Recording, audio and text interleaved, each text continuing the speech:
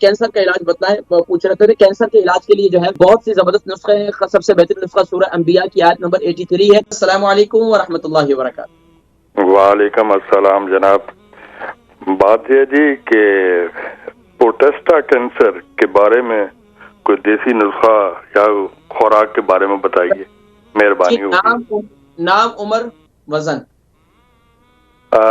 نام محمد افضال، عمر 65 سال، وزن 76 کلو۔ اچھا، یہ کینسر جو ہے وہ کتنا عرصے سے ہے؟ ابھی پتہ نہیں ہے، میں ویسے پوچھ رہا ہوں، ابھی تک ڈائگنوز نہیں ہوا؟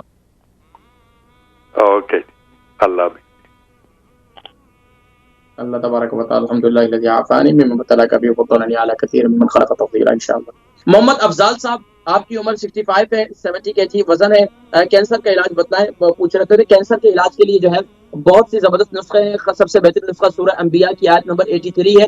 ربی انی مسنی الضر وانت ارحم الراحمین، دعائے سیدنا ایوب کہلاتی ہے۔ اول آخر درود شریف کے ساتھ 41 ٹائم صبح کے وقت، 41 ٹائم شام کے وقت پانی پر دم کر کے اسے پیے۔